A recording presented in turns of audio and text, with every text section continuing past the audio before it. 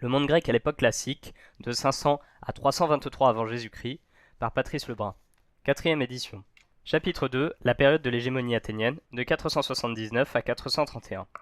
La période qui débute dans l'hiver 479-478, connue de nous pour l'essentiel grâce au résumé qu'en a donné Thucydide dans le premier livre de son œuvre, voit se mettre en place les structures politiques qui allaient dominer les relations entre les cités grecques jusqu'à la fin du siècle. Les années qui séparent la fin des guerres médiques du début de la guerre du Péloponnèse, la Pantékontaétie, mot à mot les 50 ans, sont, du fait de nos sources, une histoire presque exclusivement athénienne. Athènes est en effet la seule cité pour laquelle il est possible, avec bien entendu de nombreux pointillés, de tenter une histoire événementielle. Il n'en est pas question pour les autres, et c'est là l'une des causes du prisme le plus déformant de l'histoire grecque de l'époque classique, l'athénocentrisme, qui laisse croire que l'histoire des cités et de leurs institutions se réduit à celle de l'une d'entre elles. Le retrait spartiate et la fondation de la Ligue de Délos. La période qui suivit immédiatement la victoire de Platée fut d'abord consacrée au règlement de la situation en Grèce même. Comme il était naturel, après une guerre victorieuse et plus encore en 479, en considérant de l'ampleur de la guerre, une série d'actions de grâce célébrèrent les succès grecs face aux barbares. Cela se matérialisa par la gravure de poèmes commémoratifs dans les cités, ainsi à Mégare, avec une inscription regravée au IVe ou au Ve siècle de notre ère. Ouvrez les guillemets. L'épigramme pour les héros morts lors de la guerre persique, anto-persico-polémo, est inhumé ici, effacé par le temps, le grand prêtre Aladios l'a fait graver à nouveau en l'honneur des morts et de la cité. Simonide l'a composé. En voulant voir briller le jour de la liberté pour les Lades et les Mégariens, nous avons reçu la mort comme destin, les uns sous le Bé et le mont Pélion, là même où se trouve le sanctuaire de la Sainte Artémis à l'Arc, les autres au mont Mycale, d'autres auparavant à Salamine, d'autres encore dans la plaine de Boétie qui, de leurs mains, osèrent affronter des cavaliers. Nos concitoyens nous ont accordé ce privilège au centre de l'hospitalière agora des Niséans. Jusqu'à aujourd'hui, la cité a fait, à leur mémoire, le sacrifice d'un taureau. Dans Hégémonie et Société, numéro 4, pour la source. Le fait que ce texte ait été réécrit presque un millénaire après les événements atteste l'extraordinaire répercussion de cette victoire. Dans les grands sanctuaires pan-helléniques, Olympie et Delphes notamment, de somptueuses offrandes furent dédiées aux divinités qui avaient permis un tel succès grâce à la dîme des dépouilles prises aux ennemis. À Delphes, par exemple, fut érigée une colonne en bronze formée de 3 serpents entrelacés, transportés par Constantin sur l'hippodrome de Constantinople, où elle se trouve toujours, surmontée d'un trépied en or, voire figure 2. La question des cités qui avaient pris le parti des Perses fut réglée avec modération, en contradiction avec les serments de représailles qui avaient précédé les combats terminaux. Il est vrai que les peuples qui avaient médisé pouvaient exciper de leur situation géographique pour faire admettre qu'ils n'avaient pas eu le choix. Suit une image représentant le trépied, avec un pédestal, les 3 pieds dont celui du milieu constitué de 3 serpents entrelacés, et le tout surmonté de 3 anneaux. La guerre n'était toutefois pas entièrement terminée. Que faire, surtout, de la demande de soutien que les Grecs d'Ionie avaient adressée aux Alliés? La maîtrise de la mer Égée permettait déjà d'accueillir dans l'Alliance les cités insulaires. La prise de Sestos, durant l'hiver 479-478, convainquit les Spartiates de poursuivre l'aventure. Le régent Pausanias fut envoyé comme commandant des forces grecques, mais il se comporta, au dire de Thucydide, avec une telle arrogance à l'égard des cités grecques que celles-ci obtinrent le renvoi du régent et accordèrent l'hégémonie aux Athéniens en 478. Les Spartiates n'insistèrent pas, préférant consacrer leur attention au Péloponnèse, moins que l'attitude personnelle de Pausanias en définitive, c'est le peu d'appétence des Lacédémoniens pour les expéditions lointaines qui avait dicté leur position. Bien entendu, il faut rappeler qu'il n'y avait alors aucune opposition entre les Athéniens et les Spartiates, et il ne s'agissait après tout que de liquider les dernières opérations militaires contre les Perses. Ce n'était pas d'hégémonie sur la Grèce dont il était question, du moins pas encore. Si nous savons aujourd'hui que les Perses n'allaient plus fouler les pieds de la Grèce, nul besoin de préciser que ce n'est pas ainsi que les Grecs raisonnaient en 478. Après 3 guerres en quelques 20 ans, il y avait tout lieu de craindre le retour d'une volonté expansionniste de la part des souverains achéménides. Les cités grecques d'Asie mineure, les îles de l'Égée qui, toutes, sortaient à peine de la domination perse, ne se firent pas prier pour qu'une défense de la Grèce s'organisât. Il ne faut pas perdre cette réalité de vue pour comprendre la facilité avec laquelle les Athéniens furent placés à la tête d'une coalition qui, dans l'esprit des contemporains, n'était que la continuation de la Ligue de Corinthe, dont on avait simplement élargi les structures et changé l'hégémon.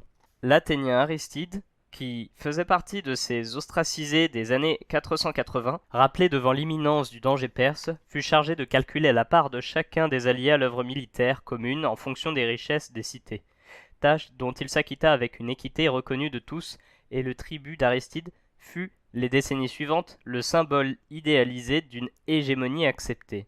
Il est probable que le tribut versé du temps de la domination perse servit de base de calcul, et il fut décidé que les alliés pourraient s'acquitter de leur contribution en nature, c'est-à-dire en navires armés et équipés, ou bien en espèces.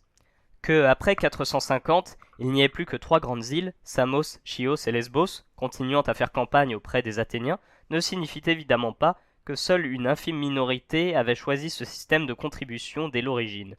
Un conseil fédéral, Synédrion, devait prendre les décisions communes et les Athéniens avaient l'hégémonie des opérations militaires contre les Perses.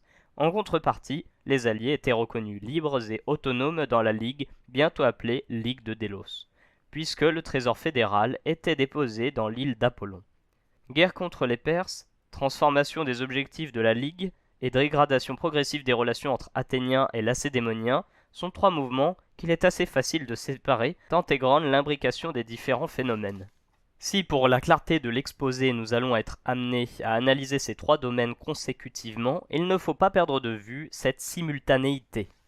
D'abord, la poursuite de la guerre contre les Perses, de 478 à 449. Dans l'esprit des Grecs vainqueurs, la guerre n'était en effet pas terminée puisque non seulement planait une menace de retour offensif de Xerxès, puis de son successeur Artaxerxès, mais parce que les Perses n'avaient pas été totalement exclus de Grèce continentale. C'était notamment le cas en Thrace, où les Athéniens, avec à leur tête Simon, le fils de Miltiade, se chargèrent d'expulser la garnison perse d'Eion. Sans doute en 476, tandis que la place fortifiée de Dériscos demeura tenue par les Perses plusieurs années encore. Mais l'originalité de la démarche fédérale fut de porter la guerre sur le territoire du roi, attitude offensive dont nous maîtrisons fort mal la chronologie, qui emporta les flottes de la Ligue de Pamphylie sur la côte sud de l'Asie mineure, à Chypre et jusqu'en Égypte. Ce ne furent pas que des succès, loin de là, mais au moins donnait-il à l'alliance athénienne une raison d'exister et à tous un butin à partager. L'expédition la plus connue, la plus célébrée aussi, fut celle qui aboutit à la victoire sans appel des forces fédérales à l'embouchure du fleuve Eurymédon, en Pamphylie, d'Aspandos. Il est tout à fait possible que cette expédition, loin d'être gratuite, visait en réalité à étouffer à ses débuts une offensive maritime perse contre la Grèce. Ce fut un triomphe. Les troupes grecques, menées par Simon, capturèrent ou détruisirent 200 navires phéniciens, en même temps qu'à terre, elles battaient l'armée perse faisant de nombreux prisonniers, de 466 à une date incertaine. Cette victoire eut des conséquences considérables. L'armée grecque avait, en longeant les côtes de Carie, agrégé à la Ligue de multiples communautés côtières qui n'étaient pas encore tributaires. Le succès en Pamphylie augmentait encore ce nombre.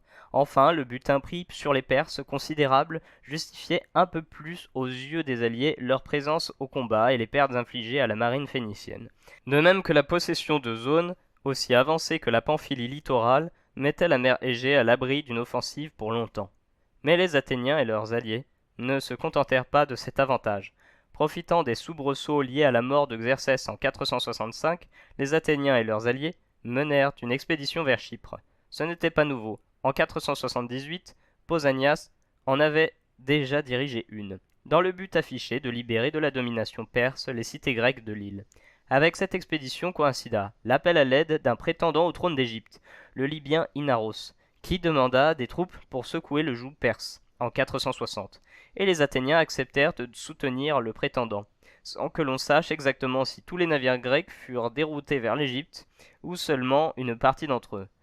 En tout état de cause, les trières athéniennes entrèrent dans le delta et s'emparèrent de Memphis, exception faite de la citadelle qui resta aux mains des Perses. Cette offensive victorieuse allait cependant mal tourner pour les Grecs. Mais nous sommes loin de comprendre l'ensemble de la situation. Thucydide, qui relate l'attaque athénienne dans le delta du Nil, fait un silence total sur les opérations. Il semble indiquer que des troupes restèrent 6 années en poste avant d'être massacrées, en même temps qu'un contingent de secours de 50 vaisseaux par la contre-offensive perse en 454. Malgré les pertes énormes en vie humaine que cela sous-entend, les Athéniens n'abdiquèrent pas leurs ambitions contre les Perses. En 450, Cimon partit à la tête d'une flotte fédérale de 200 navires à Chypre et mena le siège de la ville de Kition, où il trouva la mort. Mais les vaisseaux athéniens défirent la flotte phénicienne dans les eaux de Salamine de Chypre, marquant un nouveau succès de la Ligue de Délos. C'est dans ce contexte de victoire militaire qui faisait suite, rappelons-le, à la lourde défaite en Égypte, que la tradition intègre l'existence de la paix de Callias en 449, du nom du négociateur athénien supposé, l'une des questions les plus agitées de l'historiographie moderne. L'existence de cette paix est en effet parfois mise en cause, tant il est vrai qu'elle n'apparaît dans la littérature qu'après 386, quand il s'agit pour les Athéniens de mettre en balance une paix glorieuse conclue à la suite d'un succès athénien, et la paix du roi, jurée sous l'emprise conjointe des Perses et des Spartiates, et donc honteuse aux yeux des Athéniens, tout en admettant que la question ne saurait être réglée de manière simple. On doit penser qu'il y eut plus une sorte de gentleman's agreement entre les deux parties athéniennes et perses, qu'un traité en bonne et due forme, au terme duquel le grand roi aurait admis de mettre un terme à ses prétentions occidentales. Quelle que soit la nature juridique de l'accord, il faut reconnaître qu'il n'y a plus, après 449, d'expédition fédérale vers les possessions du grand roi, tandis que ce dernier ne cherche plus à armer de flotte contre les cités de la Ligue de Délos. C'était à bien des égards un succès des Athéniens et de leurs alliés.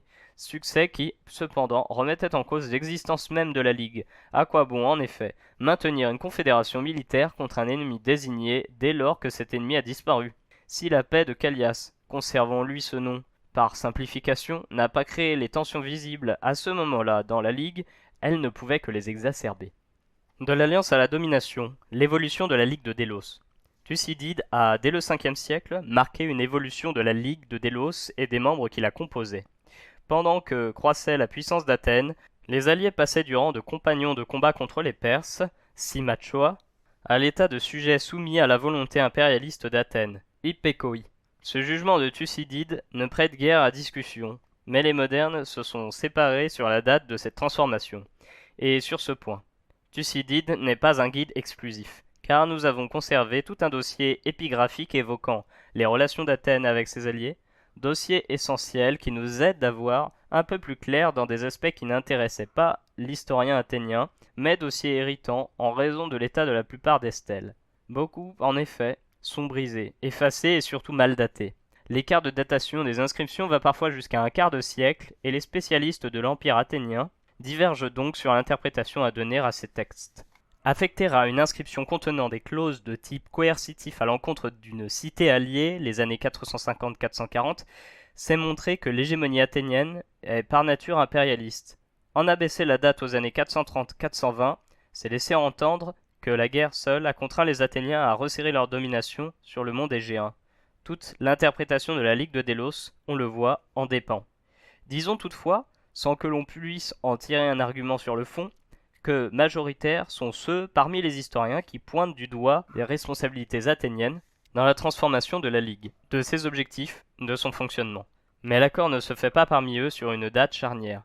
S'il en existe une, qui illustrerait le passage d'un stade à l'autre, peut-être d'ailleurs ne faut-il pas chercher à tout prix une de rupture précise dans la conception par les Athéniens de leur emprise sur les Alliés. Nous allons voir que, dès les premières offensives contre les Perses, il y eut confusion des intérêts fédéraux et des intérêts strictement athéniens. D'autre part, et sans se laisser entraîner dans des explications de nature purement sociologique, il est indéniable que la conception grecque de la domination politique, dans laquelle le principe de compétition, agone, n'est jamais absent, prédispose plus une puissance hégémonique à asseoir toujours davantage sa supériorité qu'à partager le pouvoir avec des alliés.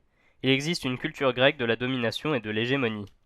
Dès l'hiver 478-477, lorsque la Ligue est officiellement constituée à Délos, elle est considérée comme perpétuelle, des blocs de fer jetés dans la mer symbolisant une alliance indéfectible. Les premières opérations contre les Perses furent, on l'a vu, à destination de la Thrace et de l'Hellespont. Et la confusion notée plus haut entre objectifs généraux et objectifs athéniens est de suite patente. Il s'agissait en effet de régions auxquelles, par le passé déjà, les Athéniens s'étaient intéressés. Le père de Simon, Miltiade, s'était en effet taillé dans l'Hellespont, une principauté dont il avait été chassé par les Perses en 492, et l'on sait que les Athéniens cherchaient à assurer leur présence dans les détroits dès avant les guerres médiques. De même, lorsqu'en 476, sous le commandement de Cimon, les Athéniens et leurs alliés chassèrent de l'île de Skyros, située au large de l'Eubée, des pirates d'origine dolope, en même temps qu'ils assureraient la sécurité de cette partie de la mer Égée, et donc faisaient leur travail d'hégémon, ils remplacèrent les habitants originels par des citoyens athéniens, créant de ce fait la première clérouquie de leur histoire.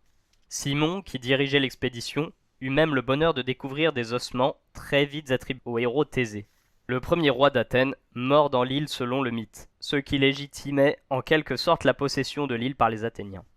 Un peu plus de 10 ans plus tard, en 465, ils fondèrent une colonie sans lendemain en Thrace occidentale, à Aenéaodoi, sur le site de la future Amphipolis, qui devait leur assurer la maîtrise du commerce du bois, l'une des richesses de la région, bois indispensable à la construction des trières. Dès les premières années donc, les Athéniens paraissent avoir eu l'intention bien affirmée d'utiliser la Ligue de Délos pour le développement de leur seule puissance, et c'est bien ainsi que les cités égéennes le comprirent. Charistos de B fut tenu contre sa volonté d'intégrer la Ligue vers 475, cependant qu'aux alentours de 470, on assista à la première tentative de sécession, celle de l'île de Naxos, révélatrice de la prise de conscience par les alliés de la domination qu'ils subissaient. L'île avait été, au siècle précédent, la plus riche et la plus influente des Cyclades, comme en témoignent les somptueuses traces de sa prééminence sur Délos au 7e et 6e siècle. Elle avait su résister une première fois en 500 à une offensive perse et n'avait été prise que lors de l'offensive de Mardonios en 490. Si l'on ignore les raisons précises de la tentative de défection des Naxiens, il y a lieu de croire qu'ils étaient devenus sans illusion sur l'autonomie réelle que les serments fondateurs de la Ligue avaient reconnue aux Alliés. Quelques années plus tard, ce fut au tour de l'île de Tassos, dans le nord de l'Égée, à se lancer dans une révolte. Les Tassiens, plus encore que les Naxiens, avaient à subir des pressions athéniennes, car l'île possédait une pérée, c'est-à-dire un territoire continental, dont les Athéniens cherchaient à récupérer à leur profit les revenus miniers et commerciaux.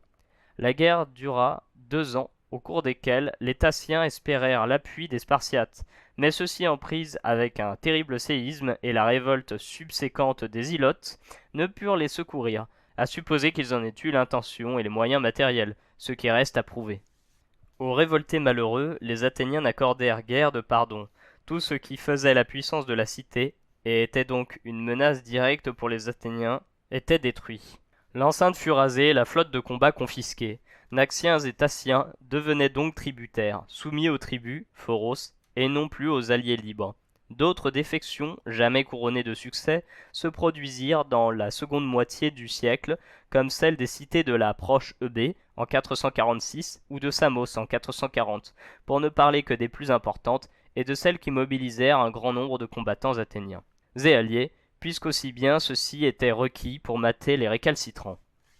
C'est assez dire par conséquent que le tribut lui-même, ou son montant, ne fut pas la raison première des tentatives de sécession, mais bien la domination elle-même, considérée comme injurieuse des principes de l'autonomie au fur et à mesure que l'hégémonie athénienne s'apesantissait et que la menace perse s'éloignait, dans l'espace comme dans le temps.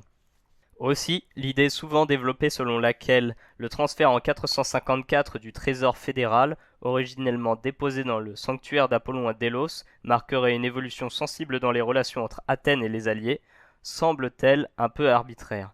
Les empiètements athéniens avaient déjà commencé depuis plusieurs années et n'allaient pas cesser de se poursuivre.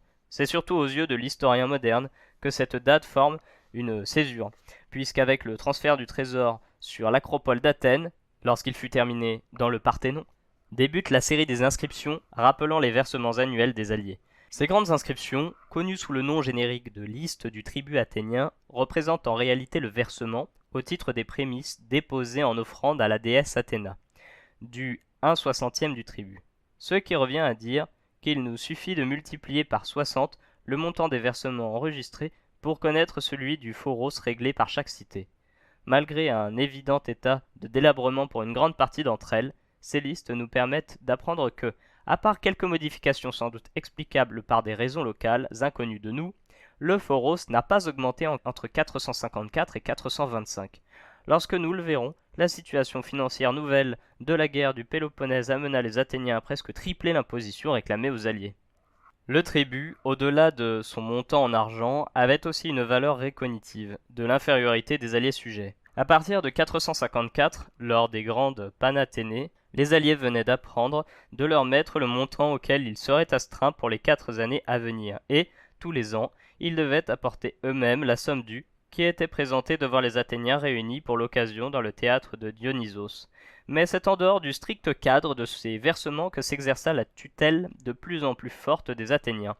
Nous pouvons en avoir une idée assez précise grâce à un ensemble d'inscriptions sur la date desquelles, on l'a dit, les spécialistes ont quelque mal à s'accorder, ce qui, bien évidemment, nuit aux interprétations que l'on peut en donner. Le décret de Clinias, du nom de celui, peut-être le père d'Alcibiade, qui a proposé le décret Impérialisme et démocratie numéro 9, voté par l'Assemblée vers 450, frappe par l'aspect tatillon des règles à respecter pour le versement du tribut. Si celui-ci est collecté chez les alliés, comme bon leur semble, un système de tablettes scellées, compliqué mais indispensable pour éviter toute forme de détournement ou de contestation des deux côtés, était prévu par les autorités athéniennes. L'année suivante, à l'issue de la défection manquée des cités eubéennes, l'une d'entre elles, Chalcis, fut obligée d'abandonner sa constitution oligarchique et de la remplacer par un régime démocratique. Les aristocrates tenus pour responsables de la révolte étant dépossédés de leurs terres au profit des plus modestes. Impérialisme et démocratie numéro 12. Les Chalcidiens devaient en outre personnellement prêter serment d'obéissance à leur maître et faire dorénavant juger les affaires les plus importantes à Athènes et non à Chalcis.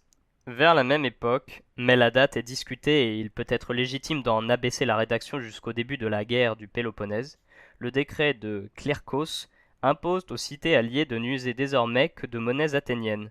Impérialisme et démocratie numéro 18. Ce même texte laisse deviner l'existence dans les cités alliées de gouvernements chargés de faire appliquer au nom d'Athènes les lois et règlements votés par les Athéniens.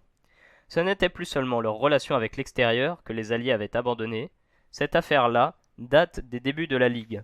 On assiste désormais à une véritable immixtion des Athéniens dans les affaires intérieures des cités, touchant au domaine le plus réservé possible, l'organisation de la justice ou les émissions monétaires. Il n'y avait donc plus le moindre espace d'autonomie laissé aux alliés. Et ce qui frappe à première vue, c'est la relative passivité de ces mêmes alliés, car, à bien compter, les défections attestées par les sources ne furent pas si nombreuses. Thucydide affirme, dans le grand 1 99.2, que les alliés eux-mêmes étaient responsables de leur affaiblissement, ayant, par paresse à faire campagne eux-mêmes, délégué leur volonté de se battre aux Athéniens, en préférant verser le phoros plutôt qu'entretenir des vaisseaux. Certes, il semble que seules 13 ou 14 cités versaient encore le tribut en fournissant trières et contingents en 454, mais on atteste aussi que beaucoup de celles qui avaient choisi de le faire en 477 furent contraintes de livrer leur flotte après une révolte avortée, comme Naxos, Tassos, Samos et plus tard Mytilène. Dans ces conditions, la force apparemment sans limite des Athéniens, jointe à des méthodes de rétorsion redoutables, exécution ou exil des responsables, confiscation des terres, avait de quoi contenir la volonté de révolte des membres de l'Alliance de 477. Un opuscule rédigé aux alentours de 430 et passé à la postérité sous la paternité erronée de Xénophon, la constitution des Athéniens, insiste d'ailleurs sur l'impossibilité matérielle d'une révolte des alliés. Pour avoir des chances raisonnables de succès, une éventuelle sécession ne pouvait être que massive et soutenue de l'extérieur par un ennemi déterminé d'Athènes. Dès lors que le Perse semblait s'être détourné des affaires égéennes, seul Sparte pouvait jouer ce rôle. La dégradation progressive des relations entre Athènes et Sparte. S'il faut indéniablement résister à l'idée d'une opposition presque naturelle entre Athènes et Sparte, il est néanmoins vrai que, très tôt après la fin des guerres médiques, quelques tensions apparurent entre les deux cités. Sparte, en raison de sa domination sans partage sur le Péloponnèse, n'avait pas intérêt à l'apparition d'une cité trop puissante au nord de l'isthme, et en 510 déjà, l'expédition de Cléomène contre le tyran Hippias avait eu comme objectif non dissimulé de faire entrer Athènes dans son alliance. De son côté, au sortir de la guerre, Athènes, certes victorieuse, était exsangue et détruite, et, pour parer à toute éventualité d'où qu'elle vienne, il lui fallait construire ou reconstruire les fortifications. Cet acte défensif n'était pourtant pas du goût des Spartiates, prompts à voir dans toute fortification un point d'appui éventuel contre leur hégémonie dans le Péloponnèse. Une ruse de Thémistocle et une construction très rapide de l'enceinte autour de la ville, puis d'une autre protégeant le port du Pirée, mirent les Spartiates devant le fait accompli. Thucydide, Grand 1, 89-93. Ceux-ci n'en tinrent pas une grande rigueur aux Athéniens, Et l'on a vu que c'est dans ce contexte qu'ils se retiraient de la lutte contre le Perse, laissant la conduite des opérations aux Athéniens. À leurs yeux, ces derniers n'étaient pas encore des concurrents, encore moins des ennemis potentiels. Il faut dire que nous sommes cruellement dépourvus d'informations précises sur l'histoire de Sparte.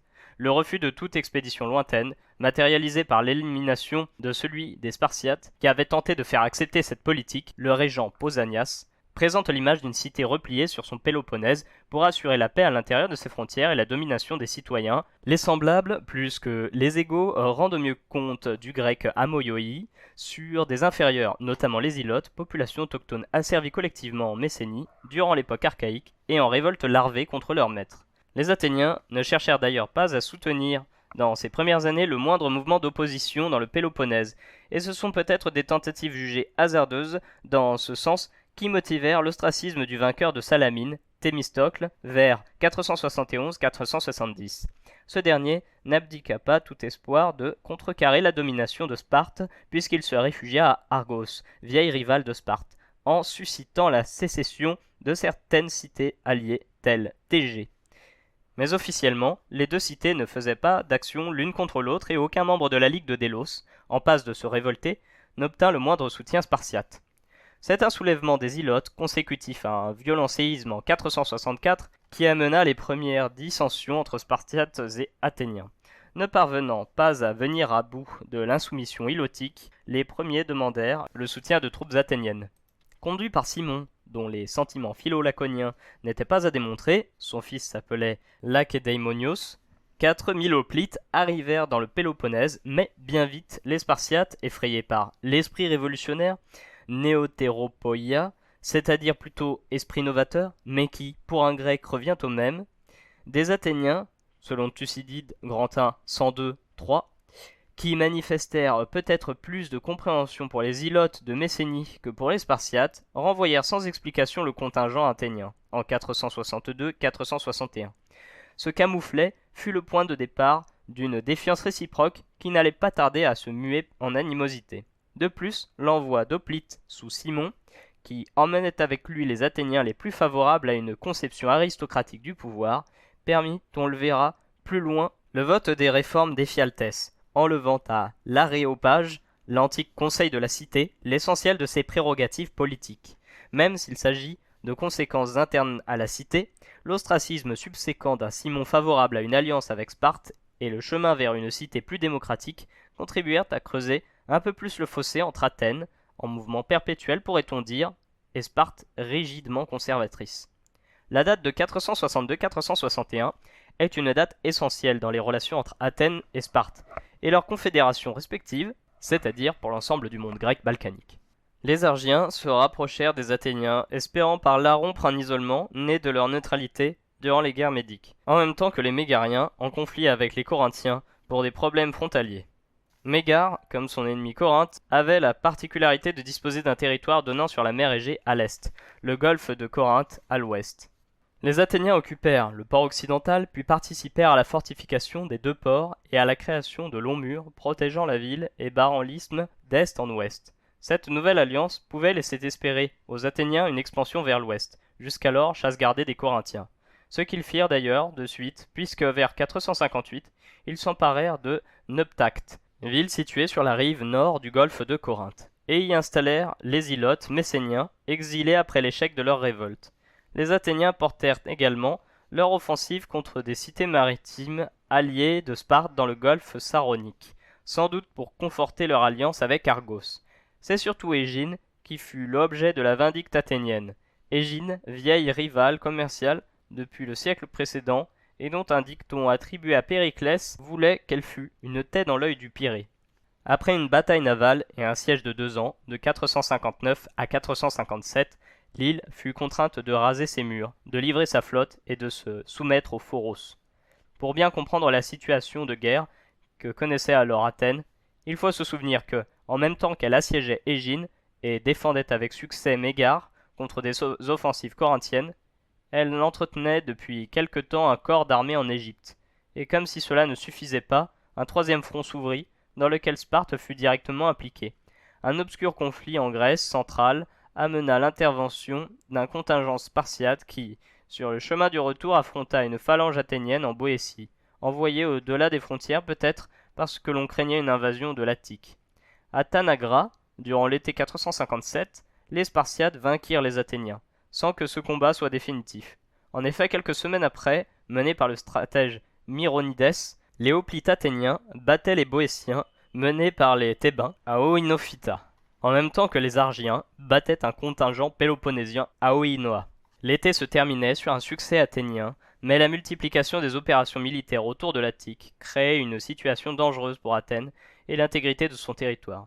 C'est dans ce contexte qu'il faut situer la décision lourde de conséquences des Athéniens de construire une vaste fortification unissant la ville d'Athènes à son port du Pirée, reprise à plus grande échelle de ce que les Athéniens avaient fait à Mégare, et aboutissant presque logique de l'action de Thémistocle qui, au sortir des guerres médiques, avait fait décider les fortifications de la ville et du Pirée. Ces longs murs seraient la force passive sur laquelle les Athéniens allaient s'appuyer à partir de 431 dans le cadre de ce que l'on appelle, non sans anachronisme, la stratégie péricléenne, consistant à rassembler toute la population de l'Attique à l'intérieur des fortifications et d'assurer par l'accès à la mer et la domination militaire sur celle-ci le ravitaillement des habitants. Et si donc cette politique ne reçut pas d'application pratique avant 431, on voit qu'elle fut envisagée dès avant le milieu du siècle. Fort de leur succès, les Athéniens envoyèrent, durant la belle saison 455, le stratège Tolmides contourner le Péloponnèse. Il ravagea le port de Sparte, Gitéion, et força les îles ioniennes de Zakynthos et Céphalénie à entrer dans la ligue encerclant le Péloponnèse par les positions maritimes athéniennes, des îles ioniennes à Égine. Ce sont ces victoires qui incitèrent les Athéniens à se porter plus massivement à la rescousse des Égyptiens révoltés contre l'autorité perse, amenant le désastre que l'on a vu. Prudente, Athènes jura en 451 une trêve de 5 années avec Sparte. Cette trêve pouvait être l'occasion d'une redistribution des cartes, d'autant plus que les opérations militaires contre les Perses furent suspendues après la paix de Callias. C'est dans cette optique d'une Grèce presque pacifiée qu'une proposition de congrès panhellénique fut adressée par les Athéniens sur la proposition de Périclès à toutes les cités grecques. Les Spartiates refusèrent d'y participer en raison des progrès athéniens qui commençaient à les rendre méfiants. Ils entraînèrent tous leurs alliés dans cette voie et le congrès ne se tint jamais. On ne sait s'il aurait réellement pesé dans le cours des choses d'une Grèce minée par d'incessants conflits locaux toujours susceptibles de dégénérer. Et c'est ainsi que, partis soutenir les Phocidiens en Grèce centrale contre les Boétiens, les Athéniens subirent une très lourde défaite en 447 à Coronée. Défaite qui détermina l'abandon par les Athéniens de toute intervention future en Boétie, et fut surtout à l'origine de la création d'une confédération boétienne dominée par Thèbes, faisant planer désormais une menace permanente à la frontière septentrionale de l'Attique. La situation était d'autant plus embarrassante pour les Athéniens que, simultanément, ou peu s'en faut, Mégare se détacha de l'alliance athénienne et, plus grave encore, Lebé et ses cités alliées de la Ligue s'embrasèrent, obligeant les Athéniens, conduits par Périclès, à de dures opérations de remise au pas, dont nous avons vu plus haut qu'elles se terminèrent par la suppression de l'autonomie des révoltés. Décret de Chalkis, Impérialisme et démocratie, numéro 12 pour la source. Suivi d'une carte, une carte avec Athènes et le Pirée, qui nous montre comment les deux sont reliés par les longs murs cités précédemment. Cette succession de victoires et de défaites, qui n'amenait rien de concret, poussa sans doute les protagonistes à chercher les conditions d'une trêve. Durant l'hiver 446-445, celle-ci fut jurée entre Athéniens et Spartiates, entraînant l'adhésion automatique de leurs alliés, dont rien ne prouve d'ailleurs qu'il fût consulté.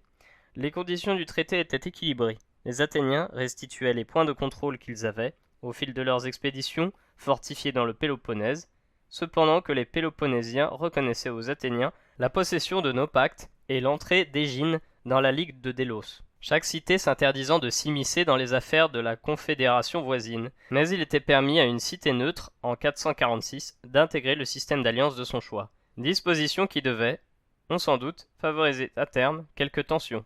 Enfin, il était prévu de résoudre par voie d'arbitrage les différends toujours susceptibles de se dresser.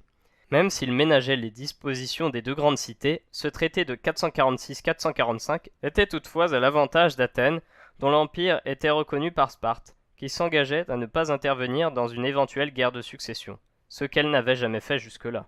Il serait exagéré de dire que la période qui s'ouvre alors, et se termine au déclenchement de la guerre du Péloponnèse, est une vraie période de paix.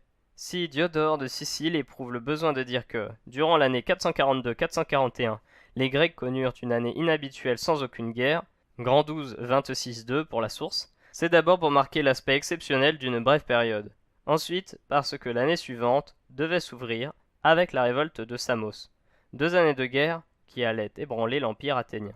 Enfin, parce que l'énergie athénienne qui inquiétait tant les Spartiates n'allait cesser de se manifester en tous sens. Les Athéniens étaient déjà intervenus en Sicile avant le milieu du siècle, vers 445. Ils suscitèrent la création d'une colonie en Italie du Sud, Tourioi, destinée à remplacer l'ancienne Sybaris, détruite à la fin du VIe siècle, qu'ils peuplèrent d'Athéniens et d'alliés. L'historien Hérodote fut l'un d'eux.